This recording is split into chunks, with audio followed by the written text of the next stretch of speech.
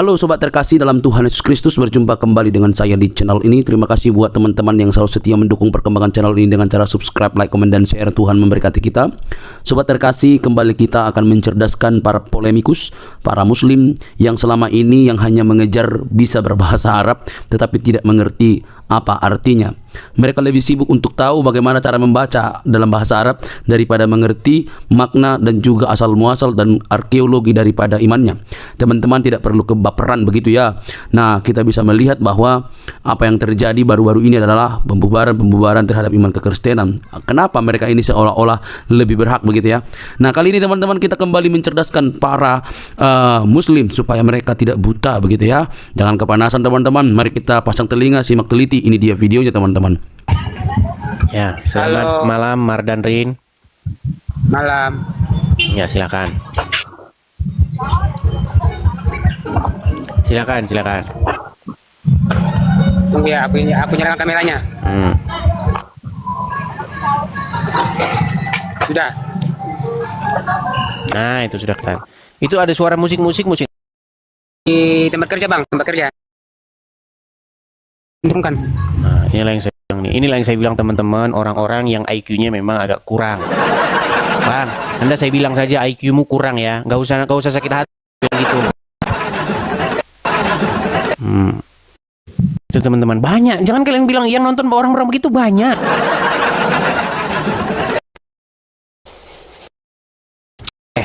Diskusi kita temanya aja. Ini satu isu yang itu belum ya. Karena saya dengar menurut RT sebelah ini katanya Muhammad menerima wahyu itu umur 40. Nah, sebelum 40 ini agamanya itu apa? Ini kita menarik ini untuk kita bahas. Oke. Coba kita kasih naik ada. Sebentar ya. Saya pilih dulu ya.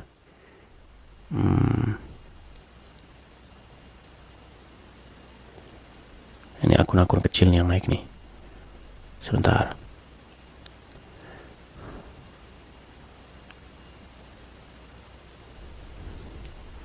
Husni, ya coba Husni, ya.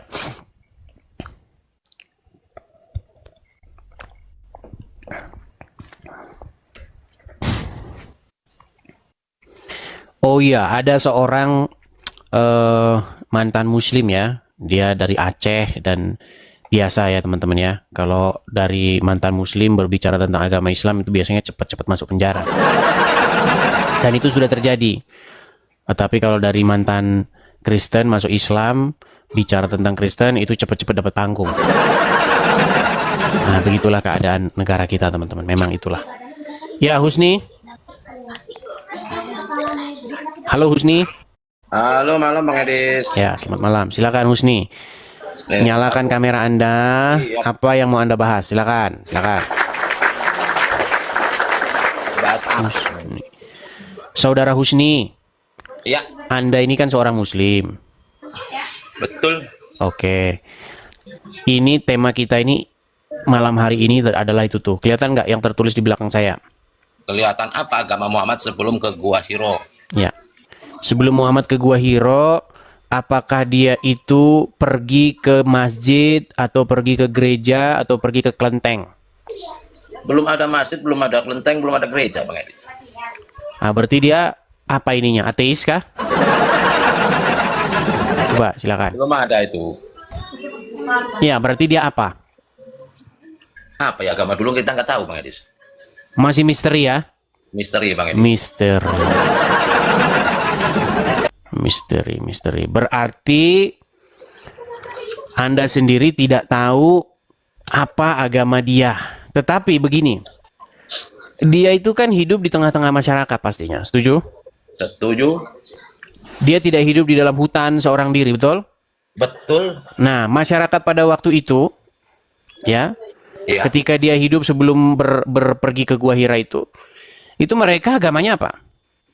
Masih ngikut Quraisy. Apa itu? Ya, kepercayaan lah, anggap aja gitu. Penyembah berhala, betul? Ya, kan dulu Quraisy penyembah berhala. Nah, itu penyembah berhala. Nah, Menurut literatur dari agama Islam kan memang seperti itu. Mereka melakukan ritual penyembahan di Ka'bah dan lain sebagainya. Nah, yang menjadi pertanyaan sekarang, kenapa setelah datangnya sang nabi, kok bisa tempatnya ritualnya penyembahan berhala itu diklaim menjadi tempatnya para nabi, tempatnya nabi menyembah? Kenapa tidak dibilang saja itu Gunung Kawi?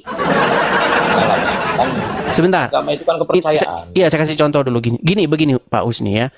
Kalau ada seseorang mengklaim bahwa sesungguhnya Nabi Ibrahim itu ke Gunung Kawi dan melakukan penyembahan di sana, maka kita sekarang harus naik haji ke Gunung Kawi. Berarti itu bohong tidak? Bohong. Nah, kenapa yang di Ka'bah benar? Kepercayaan, Bang Edis. Itulah namanya kepercayaan. Imani saja. Imani saja. Imani saja. Itulah Bang Edis. Berat ini kalau imani saja. Bukan berat. Kita kan manusia gini, kita kan manusia diberikan akal, betul. Betul. Kita diberikan sesuatu oleh Tuhan supaya kita bisa berpikir, membedakan yang benar dan yang salah. Nah, kenapa ini Bang Husni tidak menggunakan akal pikirannya? Sudah jelas-jelas itu tempat orang-orang pagan Quraisy. Terus lalu diklaim tempatnya seorang nabi. Ya kenapa Anda bisa percaya? Kita itu percaya kepada Tuhan, Bang Edis, atau Allah, Bang Edis. Ya kan? Hidup saya cuma pasrah kepada Allah Sang Pencipta. Iya, tetapi kan Anda bilang begitu kan dasarnya adalah Quran, dasarnya adalah hadis, betul? Karena tidak ada di dalam agama lain yang berkata bahwa Allah itu Tuhan. Satu-satunya yang mempromosikan bahwa Allah itu Tuhan adalah Al-Quran, betul? Betul. Ya iya. Kenapa tiba-tiba Allah dikatakan Tuhan sementara sebelumnya tidak ada yang mengatakan itu kecuali Quraisy, begitu loh. Betul. Semua kepercayaan. Makanya saya bilang kalau di Jawa, di Sunda itu kan ada wiwitan, ada kejawen sama. Yang penting hitungannya kan begini, kepercayaan agama lah masing-masing. Yang penting ada Tuhan, ada Allah. Betul, saya sepakat dengan Anda. Begini, Pak Usni, saya sepakat dengan Anda. Sangat-sangat sepakat. Biarlah mau dia Sunda wiwitan kayak mau dia apa, itu urusan dia, betul? Betul. Nah, bagaimana kalau ada orang mengklaim agama lalu dikait-kaitkan dengan agama lain? Nah, itu contoh. Nggak bisa. Nah, iya itulah agamamu. Gimana sih Anda ini? Nggak bisa, Bang Edis. Debat itu buat nyari solusi.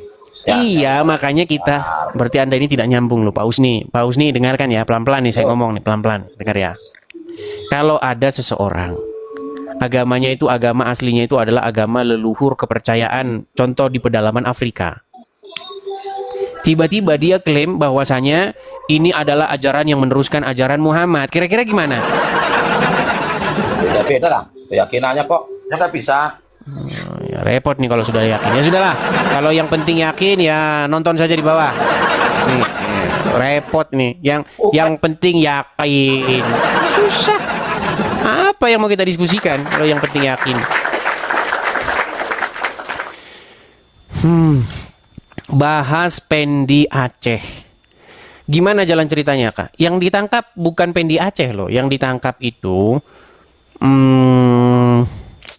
namanya siapa? Masuk ke Detik kok. Sebentar ya, saya balik dulu kamera saya tunjukkan ya. Sabar. Masuk di Detik. Sebentar, saya barusan dikirimin. Saya buka ya beritanya ya. Sebentar teman-teman, sabar. Kita buka beritanya.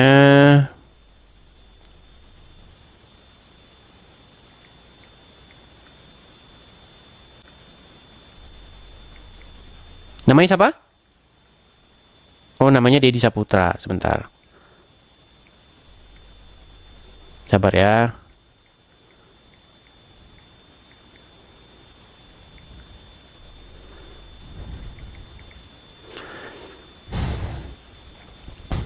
Nah ini, bentar saya balik dulu ya kamera saya. Maksudnya bukan balik kamera, saya tampilkan dulu. Ini kita sekarang sudah, puji Tuhan, kita sekarang sudah punya layar besar nih ya. Oke, ini teman-teman beritanya tentang seperti biasa ya teman-teman ya. Ini kita klik dulu saja nih. Nah, kelihatan ya. Pria Aceh hina Nabi Muhammad di medsos ditangkap polisi. Gini teman-teman, jadi pembawa berita-berita ini juga ya, ini mengatakan sesuatu, bentar. Dia sudah menyimpulkan nih bahwa pria di Aceh itu hina Nabi Muhammad. Nah, tapi tidak ditunjukkan yang mana yang hinanya. Nah, seperti ini kan berita-berita seperti ini tidak adil. Jadi kalau seorang itu mau mengatakan menghina atau tidak itu harus ada putusan pengadilan dulu. Tapi ya gimana nanti pengadilannya? Hakimnya nanti ujlim, jaksanya ujlim, polisinya ujlim. Ya kesimpulannya ya jelas tidak adil. Makanya dia itu tidak mau. Karena begini teman-teman, hukum di negara kita ini teman-teman itu memang tidak sesuai dengan apa yang tertulis, ya. Nah, menurut Dedi, ya, menurut Dedi ini, dia itu membuat videonya, melakukan segalanya itu yang dituduhkan ini itu di Kalimantan. Maka sudah pasti itu pihak pengadilan yang berwenang mengadili itu adalah pengadilan yang ada di Kalimantan. Kalau kita bicara hukum gitu loh, contoh, Anda maling mangga misalnya Anda di Kalimantan, tidak mungkin Anda diadili di Jakarta. Nggak mungkin. Karena apa? Karena kamu berbuat tersebut di Kalimantan. Begitu. Nih kita bacakan beritanya dulu ya. Pemilik akun TikTok tersadarkan Deddy Saputra ditangkap polisi setelah dilaporkan menghina Nabi Muhammad SAW di media sosial. Deddy mengaku sudah menganut agama Kristen. Nah biasa ya kalau dari Muslim pindah Kristen ngomongin Islam itu ya langsung begini, lapor ketua, kondisi lagi gacor ketua. Nah, itu biasa itu teman-teman ya. Yang bersangkutan ditangkap di Kabupaten Bengkayang, Kalimantan Barat 18 Februari, kata Direskrimsus Polda Aceh, Kombes Wahyudi, melalui Kanit 3 Cyber Ibtu Adam Maulana saat dimintai keterangan nih. Berdasarkan video yang diunggah di akun Ditreskrimsus, Dedi diciduk personal Polda Aceh di jalan saat mengendarai motor. Usai diciduk, Dedi dibawa. Wah, itu ke Aceh deh itu kan. Karena kan begini terus nih kejadiannya nih. Padahal ya sesuai undang-undang, pihak yang berwenang mengadili itu adalah di mana peristiwa itu terjadi. Ini memang berat. Nah, kalau di Aceh nanti hakimnya ujlim, jaksanya ujlim. Ya habis Dedinya kalau begini caranya. Gitu. Ya kan? Berat ini saudara-saudara, ya. Coba kalau yang misalnya nih ada Kristen yang pindah jadi ujlim. Kalau Kristen yang pindah jadi ujlim, maka ketika dia berbicara tentang Kristen, itu namanya syiar dan dakwah, saudara. Tidak ada itu menghinanya, saudara, karena sesuai fakta.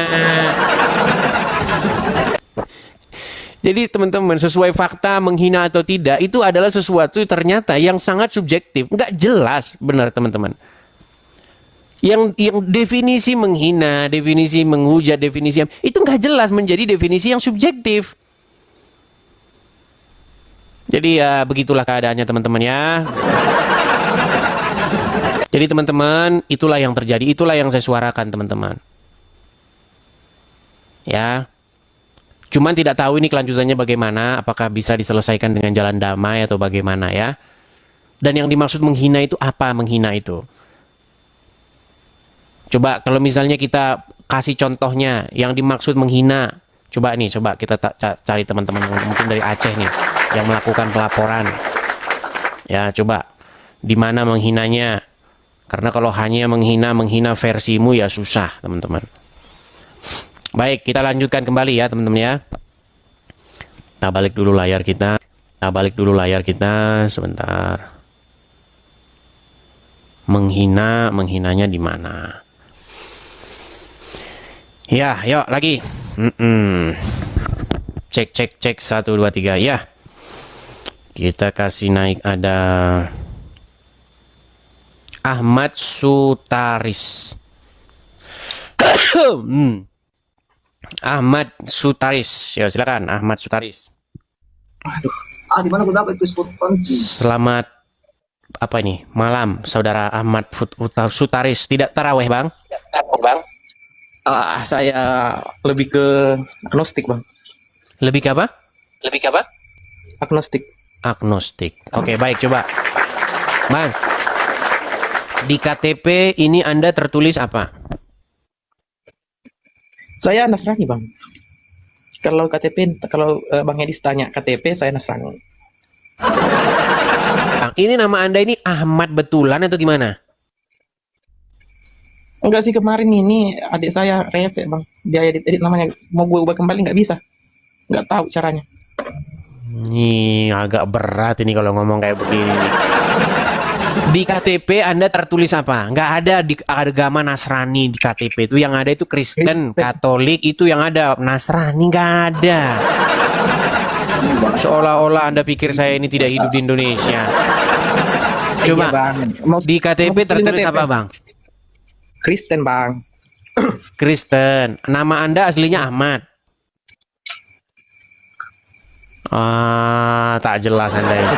Ya, di bawah dulu, tak jelas Anda, tak jelas. Agnostik, Nasrani, Kristen. Memang siaran saya ini membuat kalian jadi bingung ini, teman-teman.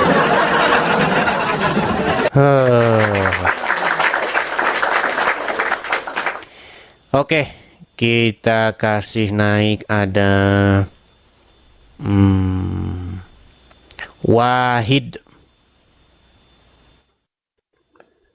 Wahid. Loh, salah pencet. Toyib.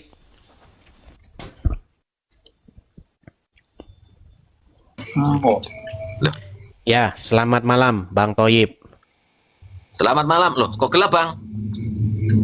Karena Anda nggak Oh, ini pulang-pulang. Bang Ya. Toyib, sudah berapa lama Anda Ya. tidak pulang? Tiga lebaran. 3 lebaran. Oke, Bang Toyib, Anda seorang Muslim ya? Muslim. Oke, silakan Bang Toyib. Apa ini yang mau Anda sampaikan? Ya, ini Bang. Apa? Gimana ya? Saya ini Muslim tapi Bang.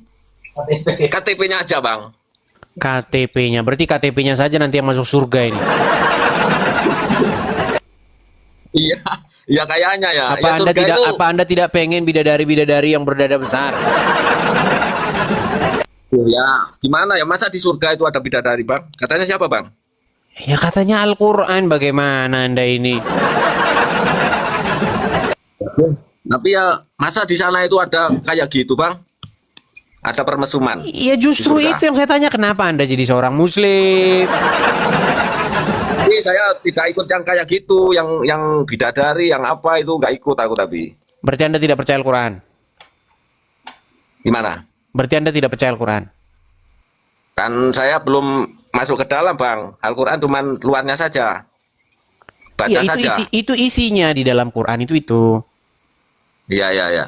Oh, makanya aku belum pernah masuk ke dalam, Bang. Masih di luar saja itu Al-Quran itu.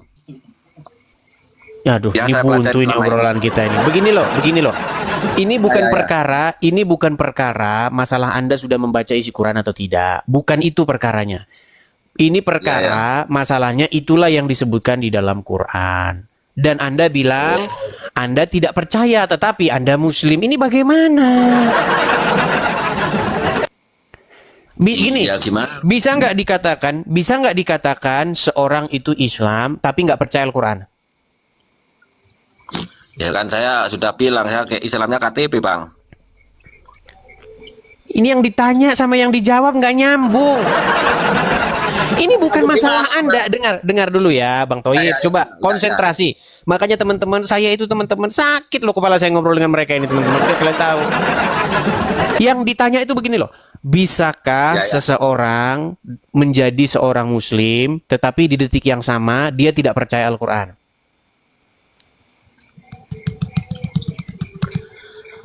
Waduh, ini gimana ini ya? Berat. Tentu tidak bisa, Bang. Tidak bisa seperti itu. Itu namanya bukanlah seorang Muslim. Masa Islam tapi nggak percaya Quran? Sama misalnya, kamu Kristen, iya. Kamu percaya Alkitab? Enggak. Iya, ngapain kamu ngebilang dirimu Kristen? Gitu loh, Bang. Ya, ya, ya. Ya, ya gini Bang. Saya ini ke Islamnya masih ngambang kayaknya Bang, terus terang Bang. Masih ngambang. Berarti Anda sudah mulai ragu-ragu? Ini belum masuk ke dalam. Maksudnya kan kalau katanya biasanya saya dengar ceramahnya Saiful Karim biasanya Bang. Saiful Oke. Karim itu menceritakan bahwa kita kalau sholatnya biar kusuk harus bertemu dengan Tuhan dulu. Maksudnya mengenal Tuhan lebih dalam gitu loh Bang. Maksudnya. Bukankah kalau kalian seorang Muslim mengenal Tuhan Ya. itu, mengenal Allah itu dengan membaca Al-Quran? Karena di dalamnya terdapat firman daripada Tuhan, betul? Ya, ya. Nah, udah setelah Anda baca, isinya kan seperti tadi tuh. Dijanjikan bahwasanya pahala bagi orang-orang yang bertakwa itu adalah gadis-gadis dengan dada yang tadi itu, bahenol tadi, betul? Nah, kok Waduh, malah ketawa loh? Anda ini gimana sih? Ya, Anda kok malah tertawa? nggak setuju. Masa di surga itu ada orang yang cilik Bang? Ya nggak mungkin lah. Waduh, baik, saya putarkan sama kamu video ya. Memang. Di dunia ini Bang, surga itu kan sebenarnya kita di Bentar. dunia ini yang kita alami sekarang loh Bang. Iya, Surga masalahnya gini loh, Islam itu Bang, bukan apa yang Anda karang. Islam itu adalah apa yang tertulis di dalam Al-Quran, betul? Betul? Ya, ya, Betul? ya, betul. Baik, nih, saya akan tunjukkan ya. Saya akan tunjukkan. Sebentar. Saya akan tunjukkan kepada Anda ceramah Ustadz. Nih, Ya, Ustadz siapa Syam. Ustaz siapa itu? Oh, Ustadz Syam, tahu Ustadz Syam? Belum nggak pernah, aku nggak pernah lihat. Tidak pernah lihat Ustadz Syam? Aku biasanya kalau nonton itu Ustadz Saiful Karim, apa guru Baik, Saiful Karim, baik nih, nih. Saiful Nih, Karim. saya perbesar dulu ya suara saya, lihat nih. Ya, ya. Oke, saya perbesar dulu suara saya. Oke. Nih saya balikin dulu ya, karena kita sekarang sudah punya layar besar nih. Oke. Oke ya. Kita tampilkan di layar sini. Mana ini? Ah, kelihatan? Aduh, mana? Aku tegang malah. Hilang. Iya, ya. Kok hilang nggak mau? Ah, kelihatan? Kelihatan ini? Ya, ya, kelihatan Bang. Ini namanya Ya. siapa ini? Siapa itu? Ini namanya Ustadz Syam nih. Apa yang dikatakan Syam, dia ya. nih? Coba, ya. Nah. Ya. Salah satu nikmat yang ada dalam surga adalah pesta seks. Waduh, apa itu? Karena ibadah yang kita tahan-tahan di dunia. Waduh, Ibadah yang kita tahan gak di masih dunia. Dan kenikmatan terbesar yang diberikan Allah Subhanahu wa taala di surga adalah pesta seks. Adalah pesta seks. Adalah pesta seks. Kenapa? Karena ini yang disuruh tahan di dunia oleh laki-laki. Laki-laki disuruh menahannya lagi musim panas. Ah, lihat tuh. Lihat tuh, acaranya di mana nih? Trans TV. Oh, jangan dibilang saya fitnah. Kamu bilang saya fitnah. Oh. Setuju itu Bang, kalau kayak gitu ceramahnya. Ya itu adalah isi Quranmu. Gimana sih? Ya, makanya aku nggak setuju kalau gitu Ya caranya. kalau begitu kenapa kamu masih jadi orang agama Muslim? Gimana? Itu kan saya muslimnya muslim ini Bang, apa kejawen Bang? Jawa Bang. bukan Muslim versi Quran. Bukan. Muslim versimu Jawa. sendiri. Ya, versi saya sendiri. Makanya saya bilang teman-teman, inilah yang dikatakan ini berat, ini namanya berat. Kalau versi saya dominan ke Ustadz Saiful Karim aku Bang. Berarti Al-Quran Ya kan? berarti Al-Quran tidak Anda percaya ya, kesimpulannya ya. Ya tidak kalau yang kayak gitu modelnya. Oke, berarti ada ayat-ayat Al-Quran yang menurut Anda isinya tidak bisa dipercaya. Ya nggak cocok lah sama hati saya. Oke. Mungkin itu dulu Bang, karena begini, karena segala sesuatu itu bertahap, ya. Mungkin Anda sudah mulai tahap berpikir nih. Nah, saya cuma mau beritahu begini Bang. Saya ini adalah orang yang sudah mempelajari agama Islam, agama Kristen itu sudah saya pelajari. Nah, ya. Apa pesan saya kepada Anda begini? Anda kan sudah meragukan iman Anda. Nah, saya cuma pesan begini. Tuhan Yesus berkata, akulah jalan dan kebenaran dan hidup.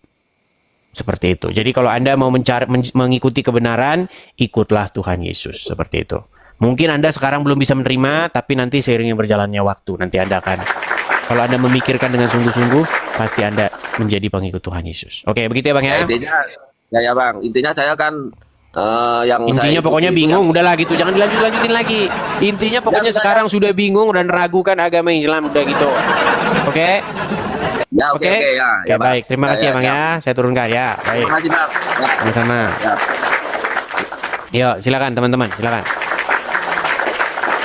Kalau dikasih tahu, saya kan pernah bilang begini, barang siapa dari kalian yang bisa membuktikan saya memfitnah, maka saya akan terjun dari Monas. Tapi sampai sekarang tidak ada yang bisa membuktikan saya memfitnah.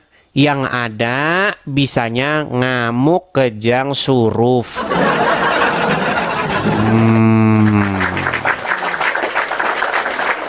Oke, kita kasih naik ada oh, tap layar dulu lah teman-teman. Tap layar dulu teman-teman. Biar kita nggak kena anu. Yuk teman-teman, ini loh, join my fan ini ya. Teman-teman bisa melihat ada love orange ini, gabung tim saya ini. Teman-teman pencet satu orang satu teman-teman. Oke teman-teman ya, biar nih kita tap layar dulu, kencangin dulu, bagikan dulu, supaya kita tidak kena sikit-sikit pelanggaran ya. Kita kasih naik ada Waryanto.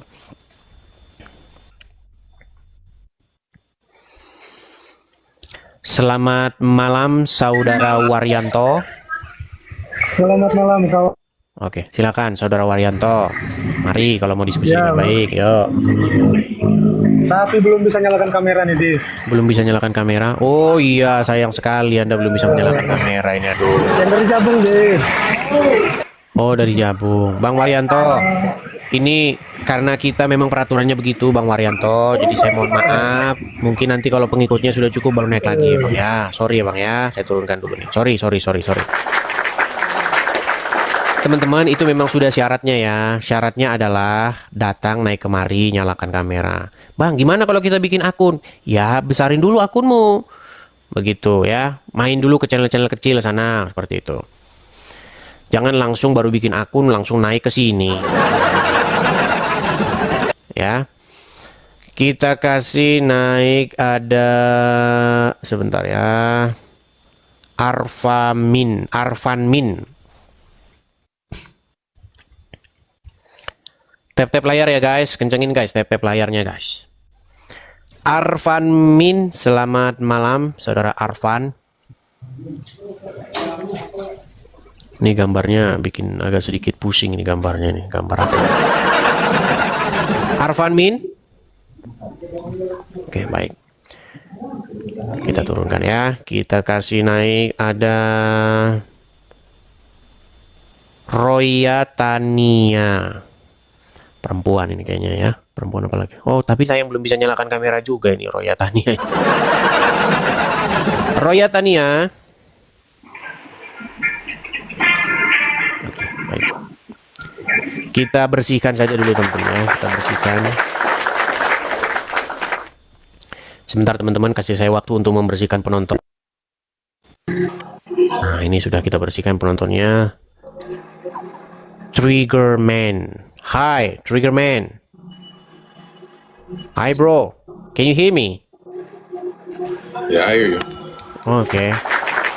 What you doing, bro? Hilang.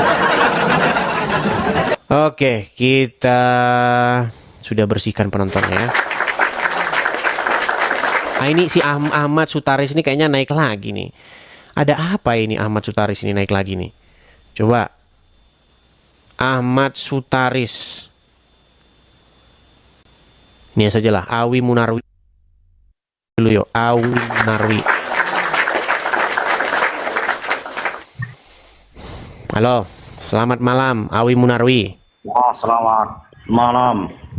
Ya, silakan. Anda Muslim ya? Ya, silakan. Apa yang mau Anda bahas? Silakan. Tuh, sudah saya undang untuk menyalakan kamera. Awi Munarwi. Tak ada bahas apa-apa. Saya mau tidur, ngantuk. Mau tidur. Ya, baik. Ya, sambil tidur, sambil ngantuk, sambil nonton acara ini ya. Gini teman-teman, kan saya ini kan siaran ini kan udah lama dan mereka itu udah tahu semua bahwa mereka itu cari-cari loh di internet. Jangan kalian pikir mereka itu nggak cari-cari, dicari tuh. Cari-cari, bener. Apa yang diomongin ini semuanya benar. Apa yang mau dibantah?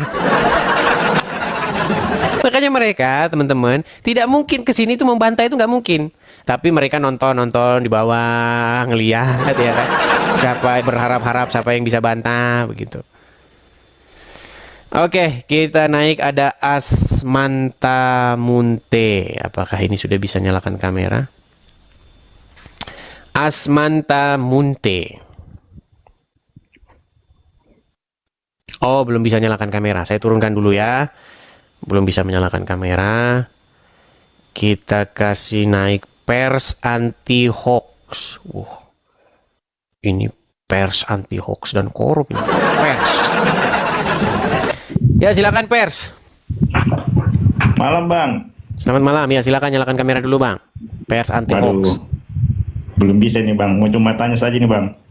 Anda bisa menyalakan kamera ini. Anda namanya pers anti hoax, tapi Anda penyebar hoax. Anda bisa menyalakan kamera, tidak sesuai namamu ya di bawah sana.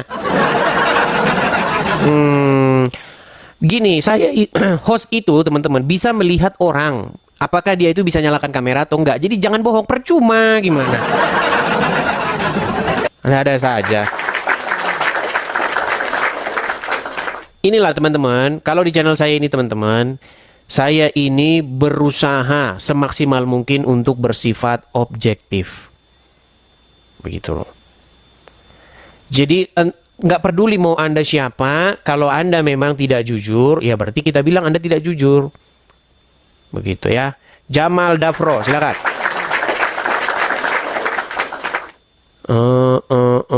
Bang Bes, ya, silakan Bang Bes.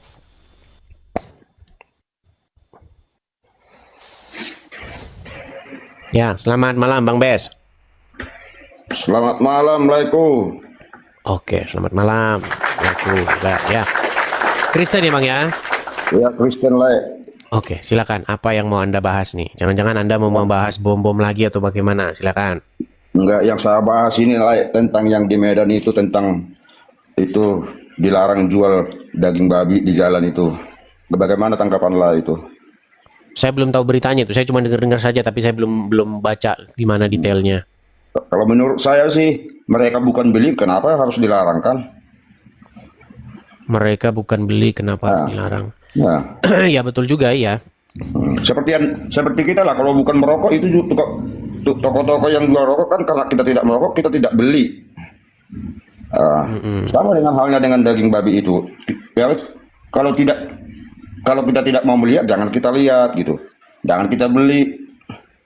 Emang kejadiannya gimana Bang? Kejadiannya itu di mana memangnya? Nah, kejadiannya itu kan itu mau dibuat perda, akan dibuatkan nanti untuk non halal gitu lah, dibuat perdanya. Perda non halal, maksudnya gimana Bang? Coba yang spesifik dulu Bang. Ya, ada peraturan bahwa setiap makanan itu dilabeli halal atau non halal. Ya, khusus daging babi akan dibuatkan label non halal, gitu loh. Yang bikin siapa? Ya, akan dibuatkan di perda nanti, peraturan daerah di Medan. Iya, maksudnya yang bikin siapa itu? Yang bikin label non halal itu? Ya, DPRD lah, DPRD di sana nanti. Bukan badannya. Nama badannya apa itu? Ya, kan nggak mungkin Bang DPRD itu kerjanya melabel-labeli makanan. Gimana Bang? Ya, nanti begini. Jadi otomatis nanti jadi lewat BPOM gitu loh. Badan Pengujian Obat dan Makanan. Ya. Bang jangan fitnah lah Bang. BPOM Bang. BPOM itu sertifikasi. Bang kena pelanggaran kan? Enggak. Iya kena tuh Bang. Kena pelanggaran. Ya hanya sekedar saran. Oke, saya turunkan dulu Abang kena pelanggaran. Kadang-kadang begini teman-teman, kalau ngomong itu teman-teman harus teman-teman itu jelas Anda mengetahui apa yang Anda omongin gitu. BPOM itu dia tidak mensertifikasi makanan itu halal atau haram. Bukan. BPOM itu artinya Badan Pengawasan Obat dan Makanan. Mereka melakukan filterisasi terhadap peredaran makanan dan obat. Apakah itu berbahaya atau tidak? Contoh misalnya, Anda mau jualan makanan, tapi tidak ada di situ BPOM-nya. Artinya belum diuji itu aman dikonsumsi atau tidak. Gitu. Ini gimana sih kita bikinnya ini? Setahu saya, tapi bisa salah ya, bisa salah. Yang mensertifikasi makanan halal itu adalah Majelis Ulama Indonesia. Setahu saya, tapi saya nggak ngerti. Coba, kita cari berita aja dulu di internet ya.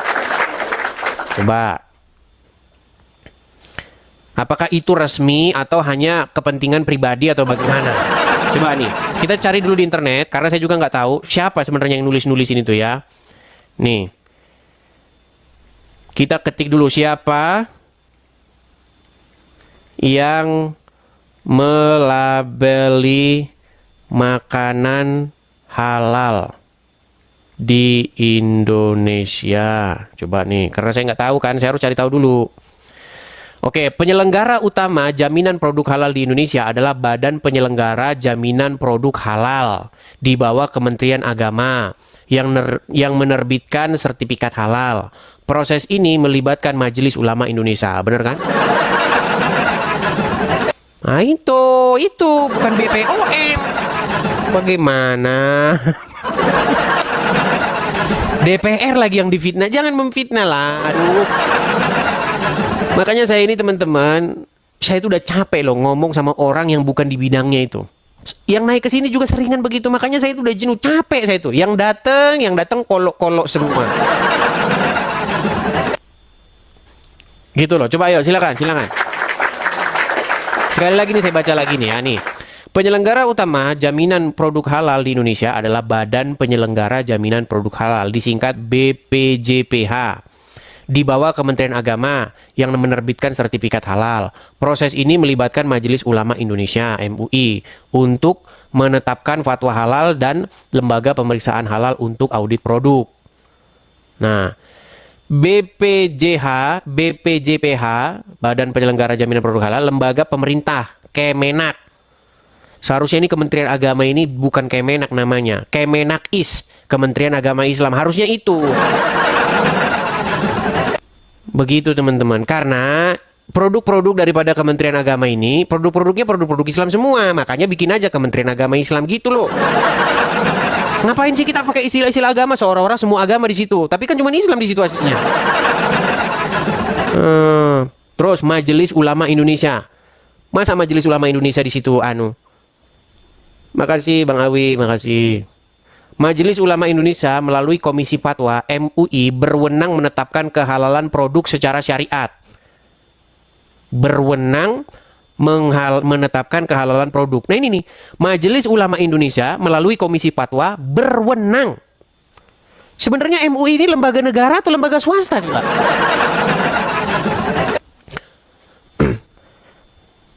Jadi apalagi kemarin ini juga belum saya cek kebenarannya. Tapi saya kemarin nonton sebuah berita di mana Pak Presiden katanya ingin meresmikan suatu tempat itu khusus untuk sebentar, saya bacakan beritanya lagi nih. Kita harus tampilkan ya.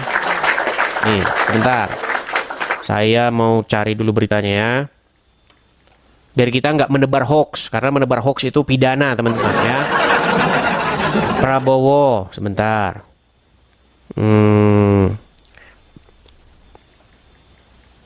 Bentar.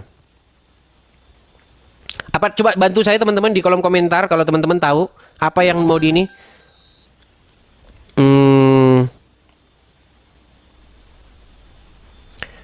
Yang 40 lantai ya, 40 lantai kan? Coba apa sih beritanya sih? Sebentar, kita cek dulu beritanya ya. Untuk MUI. Nah ini. Presiden Prabowo berencana membangun gedung 40 lantai sebagai pusat Majelis Ulama Indonesia dan Ormas Islam.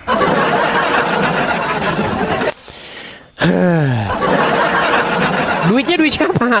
Kalau duit dia sendiri nggak apa-apa. Nah, nih saya bacakan beritanya. Presiden Prabowo Subianto berencana membangun gedung 40 lantai sebagai pusat Majelis Ulama Indonesia dan Ormas Islam di bawah di kawasan strategis Bundaran HI. Bundaran HI loh teman-teman, coba. Setiap orang yang ke Jakarta itu pasti lewat situ, kelihatan itu gede-gede itu. Bundaran HI loh. Bundaran HI. Saya pikir di Tangerang, kalau di Tangerang sih masih wajar. Bundaran HI loh. Bundaran HI, proyek di atas lahan 4.000 meter persegi ex Kedubes Inggris ini bertujuan memberikan lokasi representasi menanggapi permintaan Menak. Makanya saya bilang jangan Menakis Menteri Agama Islam gitu loh. Selalu saja ini nih. Oke. Kemudian menanggapi permintaan Menak Nasaruddin Umar agar lembaga Islam tidak hanya diisi mall atau hotel mewah. Lokasinya itu kawasan strategis Bundaran HI Jakarta Pusat. Tujuannya kantor pusat MUI, Basnas, dan organisasi kemasyarakatan. Ormas Islam lainnya. Tapi kok cuma ormas Islam doang? Agama lain nggak dianggap ini. Ide atau permintaan disampaikan oleh Menteri Agama dalam garis miring Imam Besar Masjid Istiqlal Nasaruddin Umar. Fasilitas, selain kantor direncanakan juga akan dibentuk lembaga pengelolaan dana umat yang menurut laporan bisa mencapai 500 triliun per tahun. Konteks diungkapkan oleh Prabowo saat pengukuhan pengurus MUI periode 2025-2030 di Masjid Istiqlal 7 Februari. Benar kan? Nggak bohong saya kalau ngomong.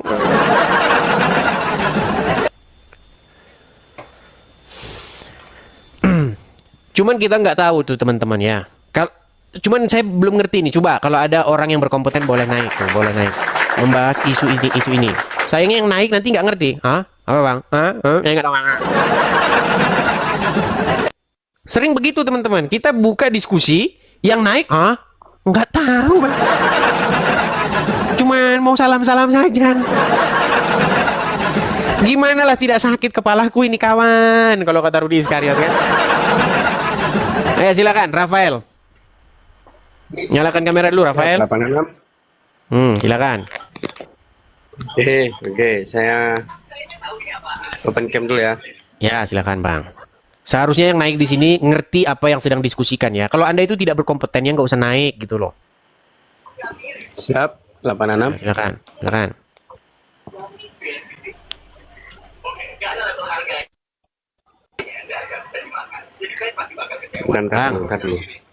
Anda ini cuman kelihatan anu doang, rambut doang.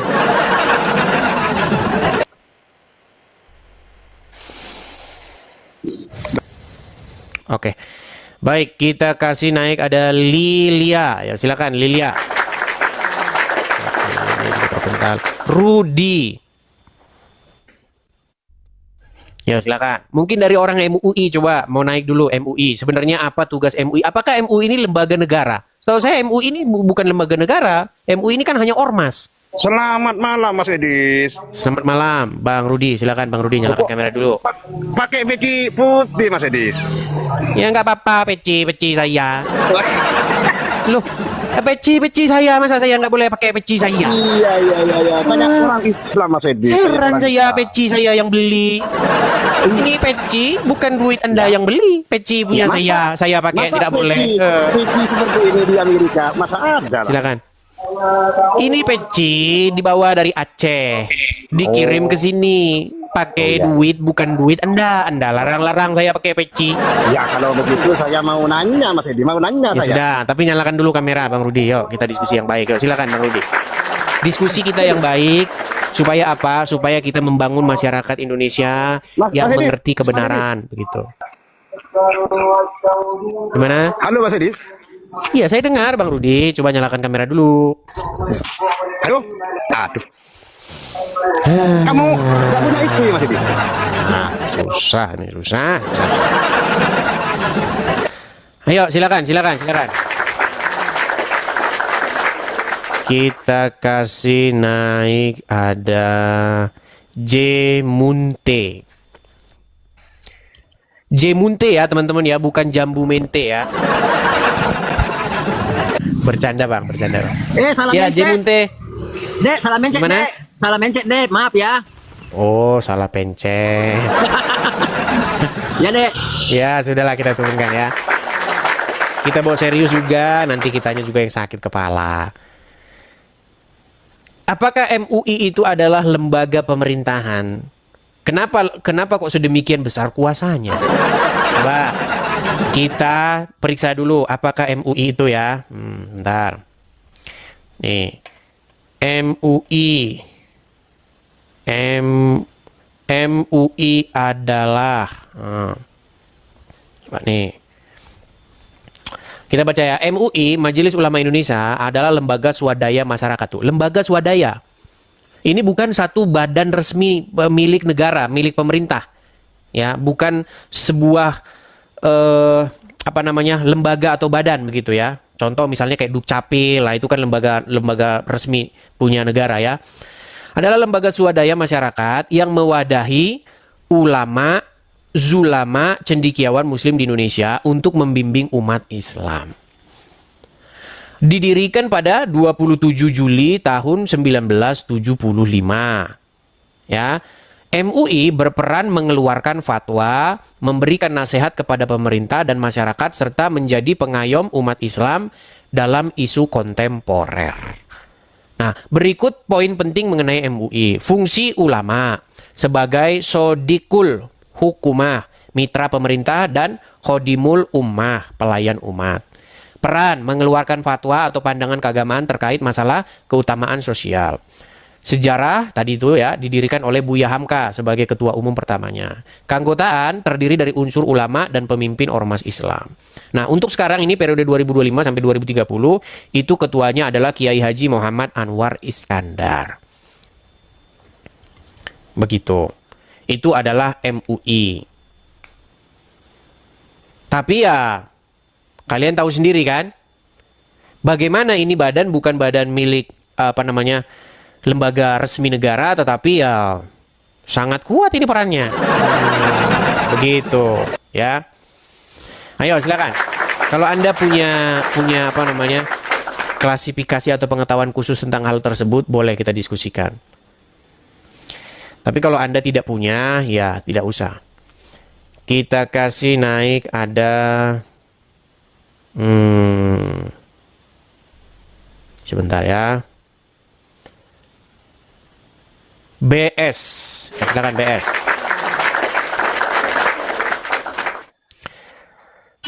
Halo BS. Halo. Ya, silakan BS, nyalakan kamera Anda. Udah saya nyalakan tadi. Itu kan dulu apanya? Begini Bang, ya, gimana Bang? Shalom Bang, gimana Bang? Badi tadi nggak usah dibahas lah Bang. Kenapa? Kenapa bilang? Kenapa? Macet-macet Bang. Biar umat tahu di dunia ini Bang. Bahwasanya maksud saya biarkan aja lah begitu Bang. Biar dunia tahu ajaran mereka begitu. Untuk saya Quran aja terus bahas Bang. Dan makin banyak orang bertobat. Oh baiklah kalau begitu baik. Kalau masalah haram tadi itu udah dari pabrik. Dan pabrik orang itu kayak begitu memang Bang. Bukan dari pabrik. Oke, coba sebentar. Ini tadi ada yang mewakili MUI ini. Siapa? Coba sebentar. Oke Bang ya, saya turunkan sebentar ya Bang ya. Oke, sebentar. Tadi ada komentar saya mewakili MUI. Mana coba komentar lagi coba. Mana tadi? Yang mewakili MUI tadi saya lihat tadi ada tulisannya tadi. Mana? Mana tadi yang komen? Kalau komen itu harus berkali-kali karena kalau Anda komen hanya sekali itu biasanya tenggelam langsung. Coba.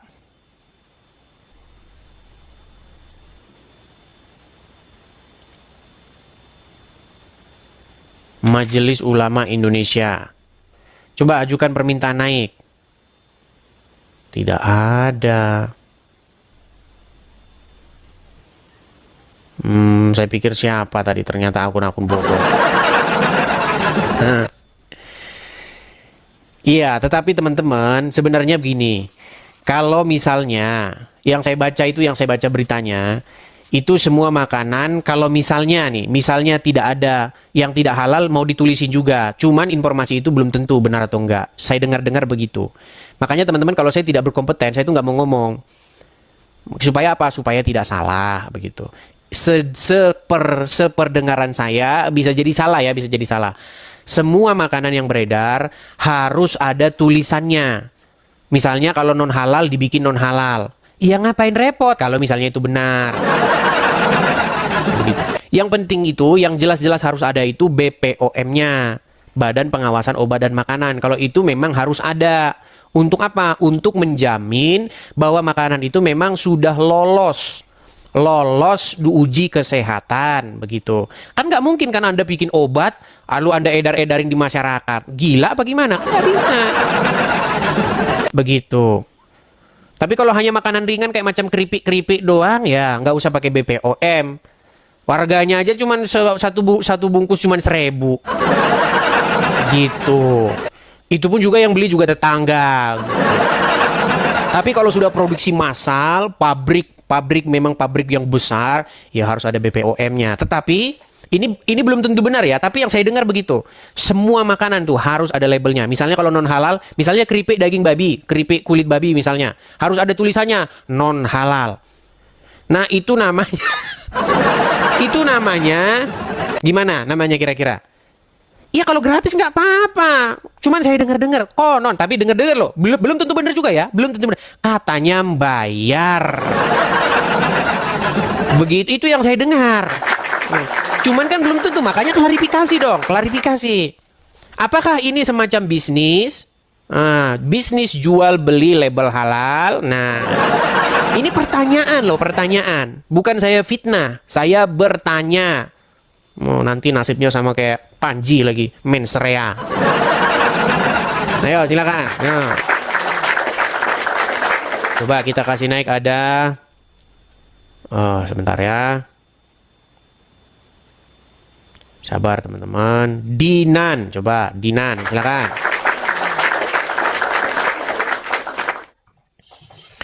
Ya, Dinan. Oke. Dinan. Siap. Ya, silakan Dinan. Silakan Dinan. Oke, Abang. Selamat malam. Selamat malam, Bang. Silakan nyalakan kamera dulu, Bang Dinan. Nah, kan. Oke, silakan. Apa yang mau Anda utara? Anda Muslim atau apa, Bang? Kristen, Bang. Kristen. Ya, silakan, Bang. Apa yang mau Anda tanggapi, Bang? Saya agak keluar dari tentang diskusi kita dengan tema, tapi saya belum tahu temanya. Tapi yang saya mau tanyakan sedikit-sedikit mau diskusi tentang ketika dalam firman Tuhan itu di Perjanjian Lama. Nah, ini juga untuk kita mempelajari dan mungkin untuk memberi pengalaman atau pengetahuan saya tentang ketika Adam dan Hawa menurunkan Kain dan Habel. Itu ketika Kain mematikan keturunan ini yang sedikit itu firman Tuhan itu. Abang bisa untuk mencerahkan kita untuk kita bisa. Coba Bang dicerna dulu Bang pertanyaannya Bang ya. Coba Abang kalau bikin pertanyaan dicerna dulu lah. Saya mumet juga dengar yang sedikit-sedikit itu Bang, yang ini itu Bang, yang keturunan sedikit-sedikit. Apa sih? Lagian kita mau melanjutkan yang tadi dulu ini. Anda datang-datang sudah lompat. Nanti datang yang satu lagi lompat.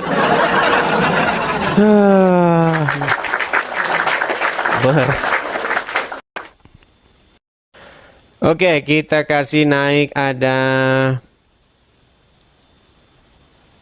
Angga Bodreki ya. Halo. Mau. Selamat malam Bang Edis. Salam. Selamat malam. Salam Bang. Kristen atau Islam Bang? Saya Kristen Katolik Abang Edis. Ya, silakan Bang. Apa yang mau Anda tanggapi Bang?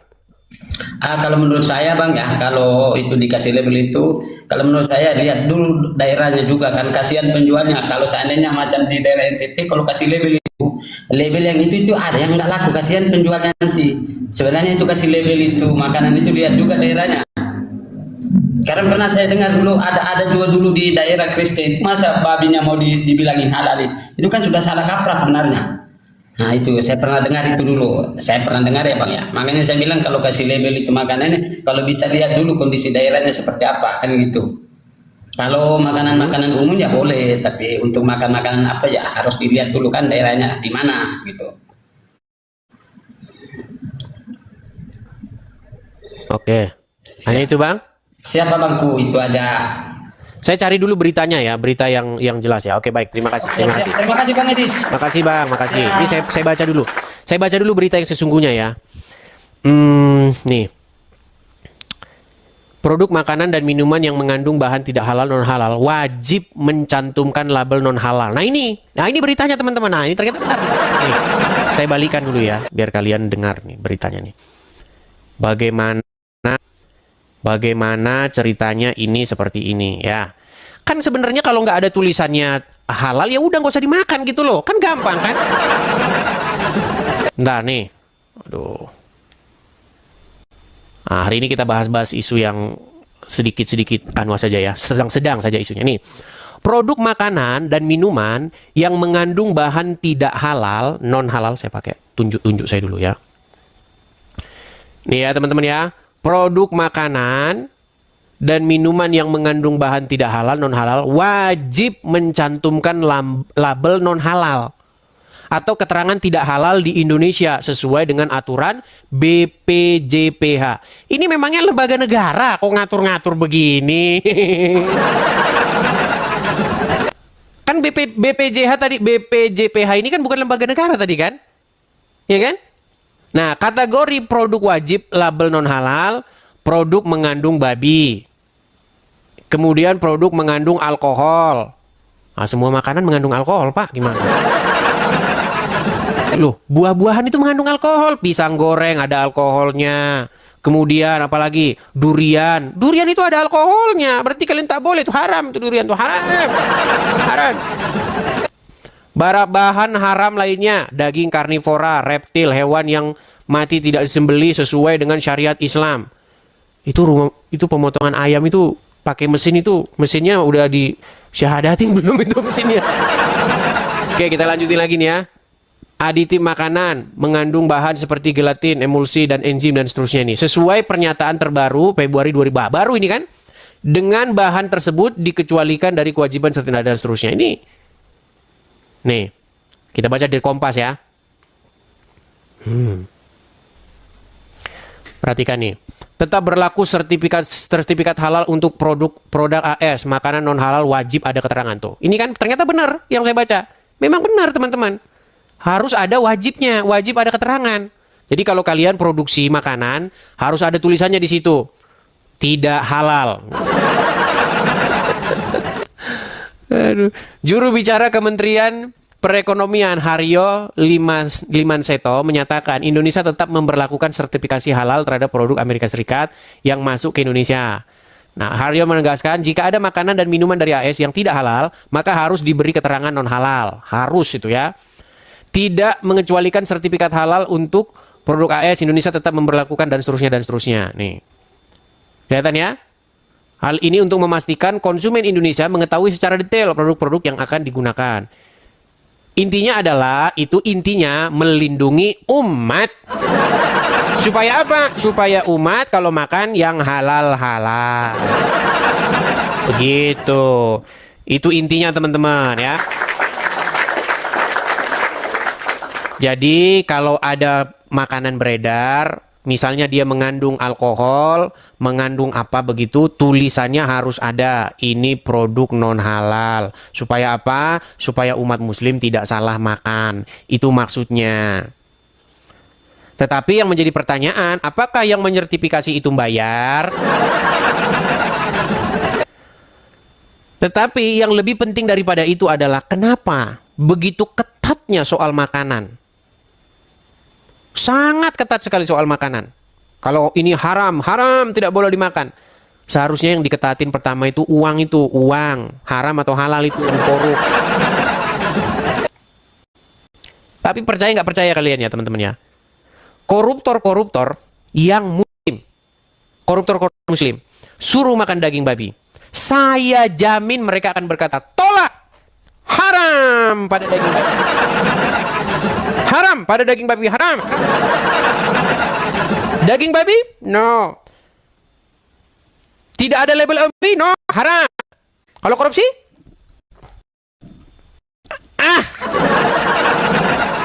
Berat ini. Seperti itu. Kenapa sih? Kenapa? Kenapa yang diperjuangkan itu hanyalah soal-soal makanan? Padahal kalau Anda makan itu, yang rugi nggak ada. Kalau Anda tidak makan daging babi, orang di sekitar Anda tidak ada yang rugi. Kalau Anda haram-haramkan itu, yang untung Anda orang lain nggak ada ngaruh apa-apa. Coba yang diharamkan itu adalah uang korupsi itu. Gimana? Kita kasih naik ada Alif Abdurrahman, silakan.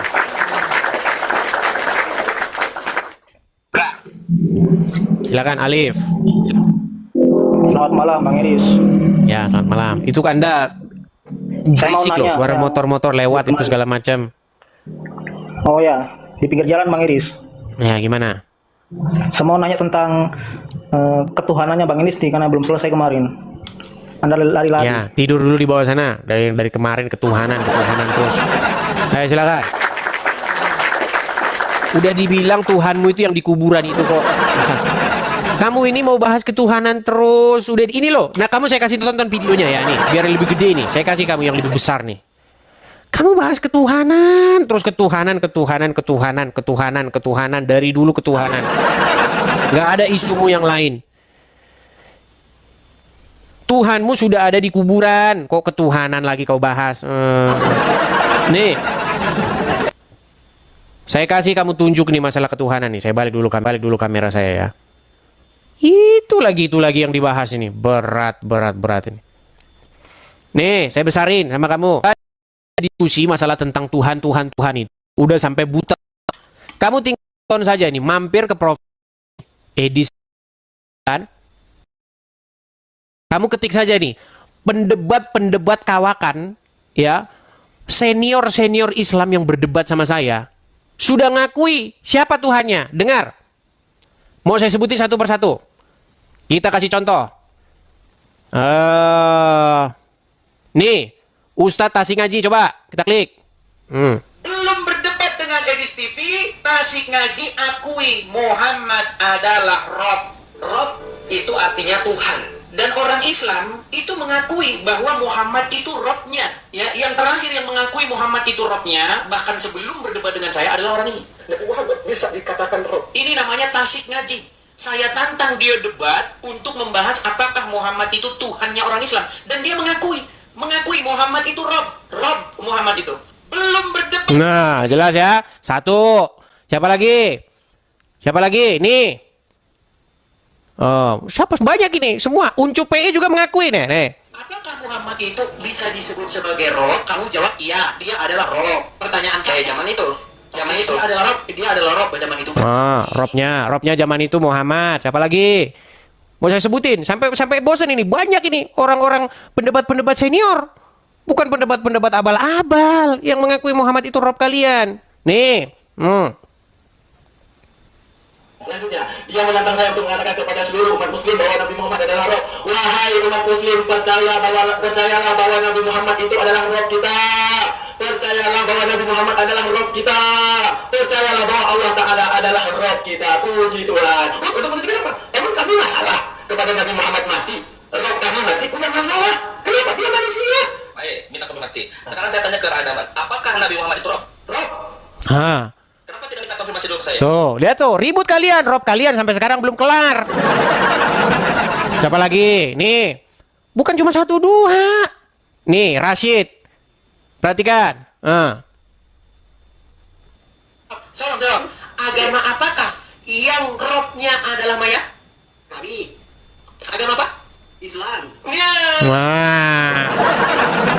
Kau mau bahas ketuhanan? Baik teman-teman yang terkasih dalam Tuhan Yesus, satu kebanggaan bagi kita untuk selalu menyampaikan fakta kebenaran di dalam dialog lintas iman atau dialog lintas agama atau perdebatan perdiskusian yang bisa tersaji di media, baik di TokTok, baik di YouTube dan lain sebagainya. Dan tetap dukung untuk semua apologetik Kristen supaya tetap berkiprah, bersemangat di dalam menyampaikan kebenaran, bahkan memberikan sebuah argumentasi perlawanan terhadap iman orang-orang yang selama ini begitu sibuk membahas kekristenan, begitu ya. Jadi dukung. Kalau misalnya kayak Bang Edis meminta support dari teman-teman, sudah ada selalu disampaikan di dalam setiap dialognya, dukung. Karena itu penting untuk kita doakan dan dukung supaya penyampaian-penyampaian tentang kebenaran itu semakin baiklah ya, semakin nyaman, semakin bisa dikerjakan dengan baik.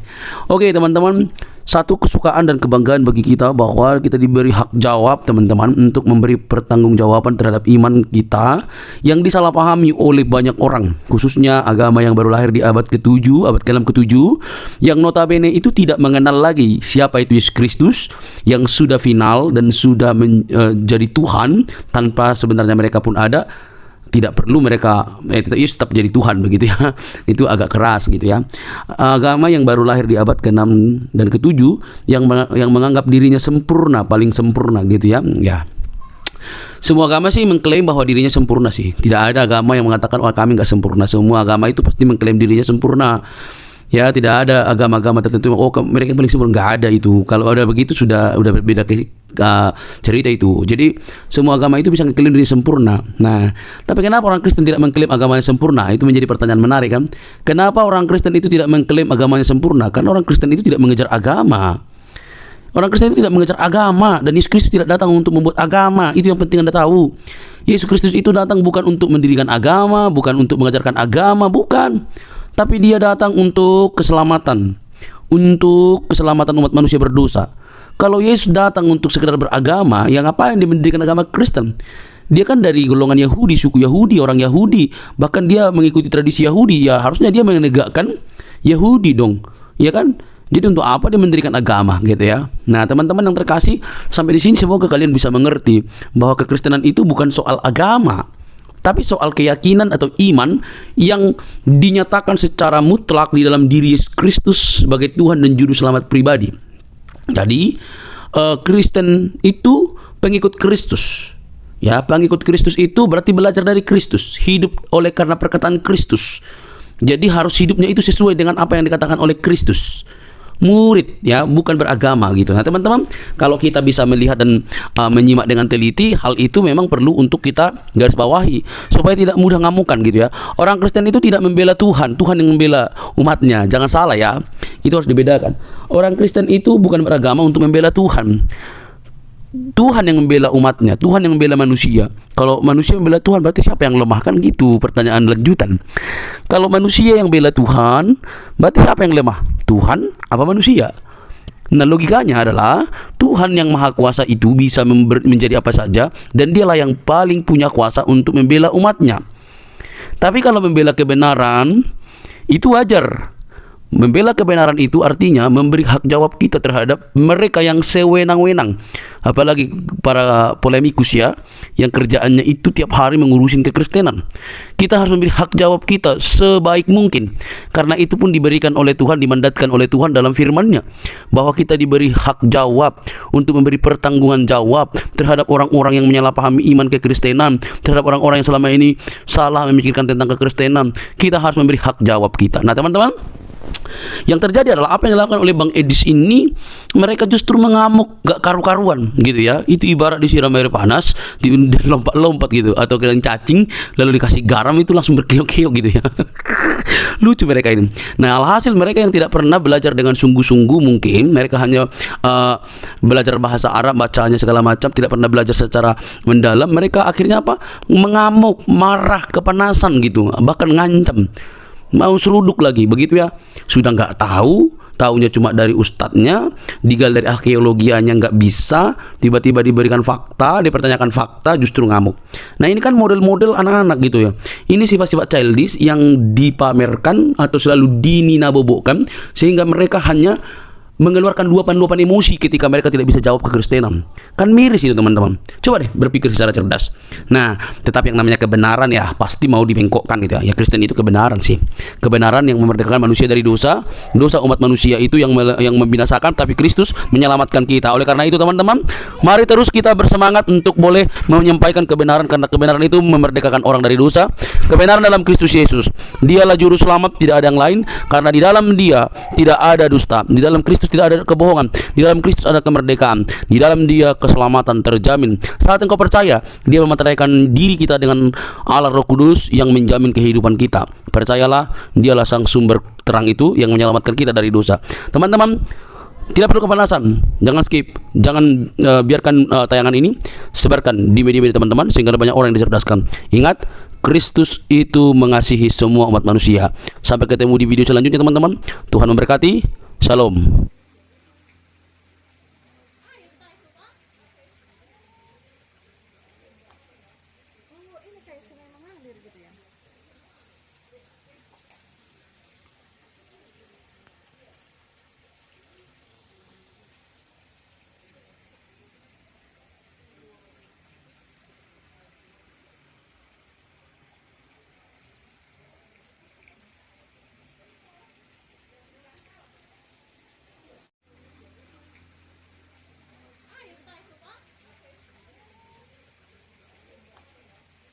Ini kayak sinema